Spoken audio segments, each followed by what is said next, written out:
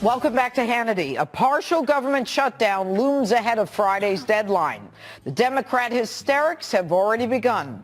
Republicans offered to compromise on the amount of funding for the wall, but the Democrats immediately rejected that deal. Earlier tonight, President Trump tweeted, quote, "The Democrats are saying loud and clear that they do not want to build a concrete wall, but we are not building a concrete wall. We are building artistically designed steel slats so that you can easily see through it. It will be beautiful and at the same time give our country the security that our citizens deserve. It will go up fast and save us billions of dollars a month once completed." Joining us now with reaction, Fox News contributor Charles Hurt, GOPAC chairman David Avella, and former Clinton pollster and Fox News contributor Doug Schoen. Okay, Doug, now you were laughing here. Now, the wall with the beautiful slats, are you questioning whether we're actually going to get that? I don't think we're going to get the wall. I mean, I think the deal that should have been done last week was the $1.6 billion in border security, fund the government, and move forward. I think this is, frankly, a setback for the cause of border security and building the wall, and also a setback for democracy, because the fact that we can't fund the government, and I understand it's only a partial shutdown we're facing, but this is pathetic. Well, but you know what? This isn't Trump's fault. I mean, at the end of the day, David Avella, I mean, what we're talking about is border security, which has been kicked down the road since, actually, I think 1986, but, you know, last I remember is 2006. And, you know, now what we've got are Schumer and Pelosi saying it's a non-starter, it's not happening, you're not getting the wall. Are we getting the wall? Ed, to your point there, Judge, that here you have a preview of what the next 2 years is going to be like. Look, over the last 2 years, we had 10 Senate Democrats in states that President Trump won. It was in their interest to find common ground with the president. Going into the 2020 elections, there's two: Doug Jones of Alabama and Gary Peters of Michigan. There are less Democrats now willing to work with the president on border security, on health care, on the economy. Why? Because it's in their interest to obstruct and investigate and ultimately seek to impeach the president. You know, Charles, the idea of the $1.6 billion from, I think it was last week, that, you know, the DEMS shot down, and now what we've got is the president, through Sarah Sanders, suggesting that there is money from other departments that can be transferred so that he can build the wall, specifically from Homeland Security and I believe the Pentagon. Is that viable? Well, I think that if you talk to people, that have studied this for a long time, and as you point out, Judge, this is a problem that has been kicked down the road since 1986. The lawmakers in Washington refused to fix the problem that they promised to fix back then. But funding the wall has never been the real big problem here. And the real problem is the will to actually do the hard work of putting up a wall and taking those votes. The only thing we have found out in the last 2 weeks is that Democrats that are coming into control the House and the Senate in Congress have vowed to shut the government down instead of doing something about fixing the border. And whether you call it a wall or a fence or what, the President Trump's wonderful description of it through those tweets you just read, whatever you call it, it is a barrier that prevents people from illegally crossing into the United States. And Democrats have made it very clear that they are on the side of opposing that, and President Trump and Republicans have made it very clear they're on the side of supporting that. And even Democrats who supported, say, the 1996 or the 2006 Fence Act, which did basically the same thing, which was to build a barrier to keep people from sneaking into the country illegally, even a lot of those Democrats have now been pulled by the left wing of their party over into this no borders, anti-ICE, sanctuary city crowd that opposes doing anything about the border. And you know, Doug, the idea of a wall, a secure fence from 2006, you had Schumer, Pelosi, Obama. Yep. They were all, you know, singing the cheers of it.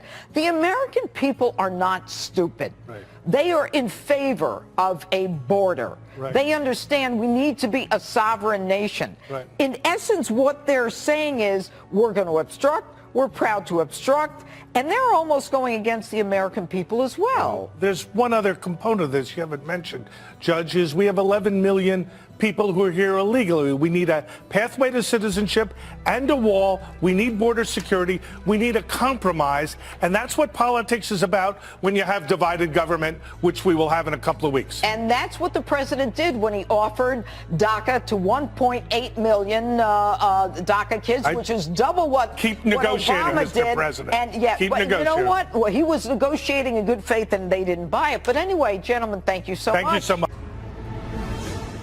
We have other ways that we can get to that $5 billion. At the end of the day, we don't want to shut down the government. We want to shut down the border from illegal immigration, from drugs coming into this country, and make sure we know who's coming and why they're coming. Sarah Sanders earlier hinting at a compromise as Friday's looming government shutdown deadline is drawing near. Their position characterized as extremely flexible today by Senate Majority Leader Mitch McConnell. But the impasse over border funding on Capitol Hill is raging on tonight, with Democrats saying no thanks to the GOP's latest offer. Here now on that, Democratic Senator Chris Coons of Delaware. He serves on both the Judiciary and Foreign Relations Committee. Senator, thank you for being here. Good to have you here tonight. So what's the parameters of the deal that you don't like, and why don't you like it? Well, Martha, I'm so encouraged to hear that we're actually beginning to make progress here. In recent days, the only person who has said publicly they were cheering for a shutdown was President Trump, who is insisting on $5 billion this year in additional wall investments, or he was threatening to shut down the government over the holidays. Now we're beginning detailed negotiations about what more might be needed in order to get a border security investment that the president would accept and that would allow us to complete our appropriations work for this year. On a bipartisan basis, we've made more progress and gotten farther in our annual appropriations process this year than any of the 8 years I've been here. That's something I know Majority Leader McConnell and Minority Leader Schumer have wanted us to complete that work this year. Well, let me ask you, where because I have a problem. Go ahead. Where I have a problem is with the proposal for an undefined billion-dollar slush fund that the president could spend any way he chose on internal enforcement, on hiring more agents, on building border wall.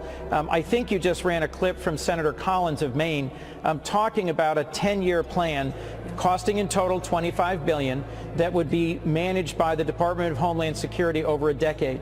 That was part of a broad, bold bill on immigration that I voted for and co-sponsored earlier this year, but it accomplished some other big things in immigration reform. So you like the bill that Collins proposed, and I'm going to play Yes. it because you were listening to it in the break with me. So let's play it so everyone else can hear it. Great, thank you. I've urged the administration and some of my colleagues to take a look at a plan that we put together earlier this year that would give the president the full $25 billion that he wants for border security that goes beyond just the physical barriers like the wall, and divide that up in $2.5 billion a year, which is what I believe the Department of Homeland Security can efficiently spend and wisely spend. All right, so that's $25 billion over a period of time, over 10 years. 10 years, right. 46 of the 49 Democratic senators were in favor of it. We also remember another moment in time when Democrats were in favor of $25 billion to spend on border security. So why is 5 such a big hurdle, A, and B, can the plan described by Susan Collins pass? Well, the only reason the plan described by Susan Collins, the bill that I worked with her on and co-sponsored, didn't pass was because of active lobbying against that bill by President Trump and a number of conservative Republican senators. That got 52 votes on the floor of the Senate, it got 54 votes on the floor of the Senate earlier this year. It also had a pathway to citizenship for Dreamers. So it was a broad bill that had detailed plans not just for a single concrete wall across the whole border, but for investments in monitoring security, in double fencing, Yeah, but in new roads. I can't help but think, it always sounds to me, when you really break down what the president says, he talks about using technology, he talks about, it sounds like you're all talking about the same thing. Democrats say we Roughly. Want border security. Yes. And the president says he wants a secure border. So That's both right. sides want it so that people aren't climbing over the fences and, putting small children under the walls so that Right. there's entry points. So why can't you all just get together and work this out?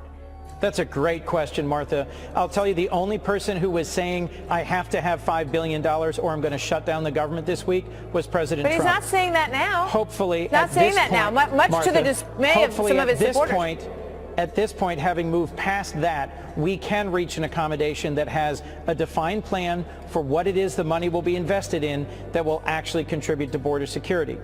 To the extent we're talking about a single concrete wall, that doesn't have support broadly enough to get through the Senate and the House. What difference does it make what it's made of? This is another thing I don't understand. People say, oh, well, the money that was spent, it wasn't spent on a wall. It was spent on shoring up a very strong fence. Looks like a wall. I was there. It looked like a wall. So what difference does it make what the word is, what you call it? What matters is whether the money's being spent wisely and efficiently or not, if it works or if it doesn't. And one of the things I commend Senator Collins for really focusing on in our immigration policy working group earlier this year, which had 24 senators participating at different points, was getting the Department of Homeland Security to come in and describe to us what they can efficiently spend per year, what kinds of technologies they want to deliver, and then had accountability back to the Senate for reporting what they spent it on and what the outcome was. What is the latest proposal on the table today was another $1 billion in addition to the $1.6 billion that's in the bill now that would just be money that the president could spend as he wished. And some oversight and some accountability is appropriate here. So the money that's spent on illegal immigration goes way over what is being proposed for a border wall. Does that bother you? I mean, the concern about the money being spent just seems kind of it seems willy-nilly. It seems like if you don't like an idea, then you don't want to spend the money. But everybody spends so much money all the time. I'm one of the senators who has worked tirelessly with Republican colleagues to come up with a bipartisan solution to our broken immigration system. That includes making progress on resolving the status of folks who are here through things like the Dreamer program and investing in border security. I do think we can get this done in a bipartisan way. Let me take one moment before we end and give some hope to your viewers. The first vote has just been called a few minutes ago in a comprehensive criminal justice reform bill. This is a bill that has the sponsorship or the support of the Fraternal Order of Police, of the National Association of Evangelicals, of Catholic Charities, the U.S. Chamber of Commerce, Heritage Action, and the ACLU. You've got Republicans and Democrats in the Senate and the House supporting this bill. I expect it will pass later tonight after 6 votes, and President Trump has said he will sign it. Jared Kushner, the president's son-in-law, was a key force in getting this bill to this point.